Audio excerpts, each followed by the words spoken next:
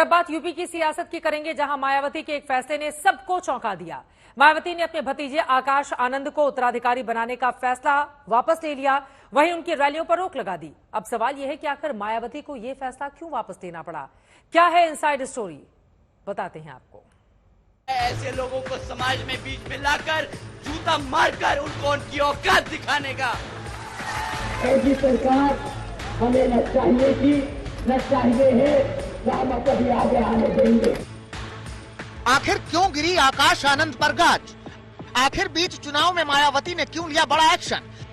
चुनावी घमासान के बीच मायावती के भतीजे और बीएसपी के उत्तराधिकारी आकाश आनंद जब रैलियों से ललकार रहे थे तो उसी वक्त मायावती की ओर से बड़ा फैसला आया। मायावती ने आनंद को पार्टी का उत्तराधिकारी बनाने का फैसला वापस ले लिया।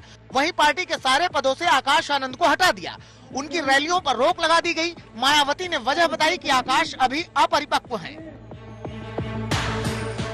आकाश आनंद को नेशनल कोऑर्डिनेटर और अपना उत्तराधिकारी घोषित किया, किंतु पार्टी और मूवमेंट के व्यापक हित में पूर्ण परिपक्वता आने तक अभी उन्हें इन दोनों अहम जिम्मेदारियों से अलग किया जा रहा है। अब सवाल ये है कि आखिर ये अपरिपक्वता वाली बात कहां से आई?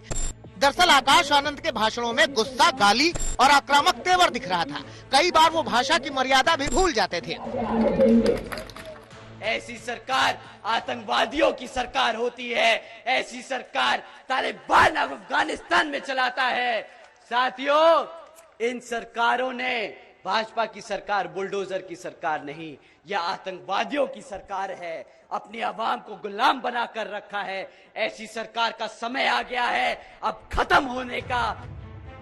जब आकाश आनंद के ये भाषण सियासी मोर्चे पर उतरते हैं तो उन पर एक्शन को लेकर विपक्ष ने एक नई थ्योरी तैयार की। क्योंकि आकाश आनंद बीजेपी पर लगातार हमला कर रहे थे, ऐसे में विपक्ष आरोप लगा रहा है कि मायावती बीजेपी की बी टीम बन चुकी हैं। ऐसा लगता है कि कहीं ना कहीं जिस तरीके से टिकट चेंज कर रही हैं मायावती जी और अब आकाश आनंद जी को हटाया है, तो भाजपा से मिली भगत स्पष्ट परिलक्षित हो रही है। आदरणीय मायावती जी ने आकाश आनंद को बर्खास्त करके ये बात जग जाहिर कर दी है कि बसपा और भाजपा का घोषित गठबंधन है। अब सवाल यह है कि आखिर मायावती के एक्शन की वजह क्या है? दरअसल मायावती नहीं चाहती कि आकाश आनंद के उल्टे सीधे बयान उन्हें अदालत तक ले जाएं, क्योंकि सीतापुर में रैली के बाद उनके ऊपर केस भी दर्ज किया गया, जहां उन्होंने बीजेपी की तुलना आतंकवाद से की थी। आकाश आनंद जिस तरह से गैर जिम्मेदाराना बयान दे रहे थे और भारतीय जनता पार्टी को लेकर के जिस तरह की अपमानजनक टिप्पणी उन्होंने की थी, जनता के बीच में उनका बहुत आक्रोश इसको लेकर के पनपा था और मायावती जी ने इस बात को महसूस किया, इसलिए आकाश आनंद को तमाम जिम्मेदारियों से मुक्त करने का काम किया है।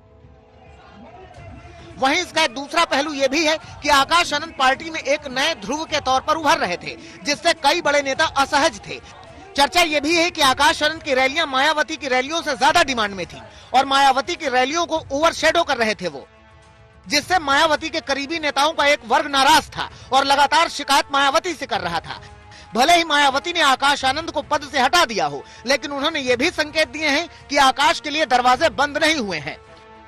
लखनऊ से कुमार अभिषेक के साथ आज तक ब्यूरो।